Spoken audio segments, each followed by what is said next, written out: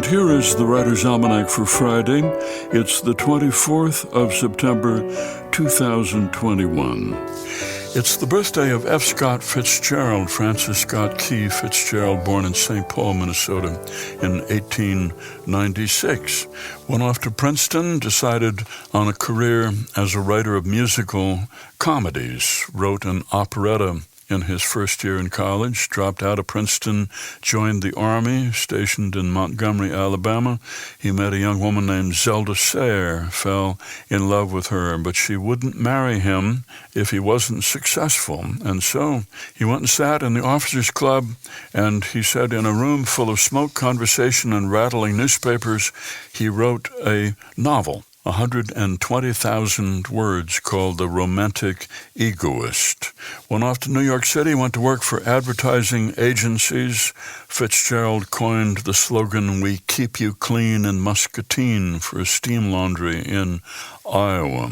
He looked for jobs at the 7 newspapers in New York City. He was turned down by every one. He went back home to St. Paul, and he rewrote The Romantic Egoist for a third time, and this time retitled This Side of Paradise. It was published to great acclaim. 23 years old, he became the youngest person ever published by Scribner's, and he married Zelda a month after his book was published. His novel, The Great Gatsby, was published when Fitzgerald was 29 years old. It got mixed reviews, did not sell well. Fitzgerald died of alcoholism at the age of 44. And a few years later, the U.S. Army put out special editions of novels for the troops. 150,000 copies of The Great Gatsby were printed. Soldiers loved the story. Young war veteran achieving the American dream. And The Great Gatsby went on to become an American classic. It now sells about 500,000 copies every year.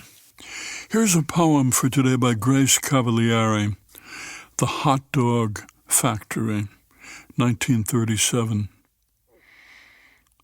Of course, now children take it for granted, but once we watched boxes on a conveyor belt sliding by, magically filled and closed, packed and wrapped.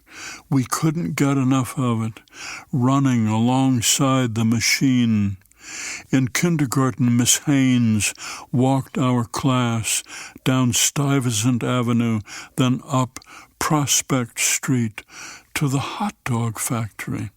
Only the girls got to go as the boys were too wild.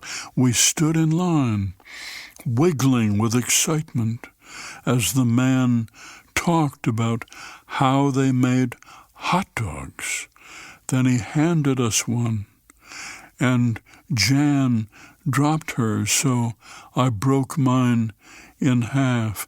This was the happiest day of our lives. Children whose mothers didn't drive and had nowhere to go but school and home, to be taken to that street to watch the glittering steel and shining rubber belts moving meats ready-made.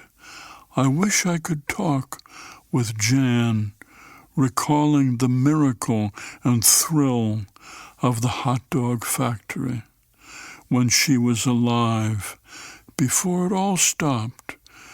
Bright lights, glistening motors, spinning wheels. A poem by Grace Cavalieri, The Hot Dog Factory, 1937, used by permission of the poet here on the Writer's Almanac. Be well, do good work, and keep in touch.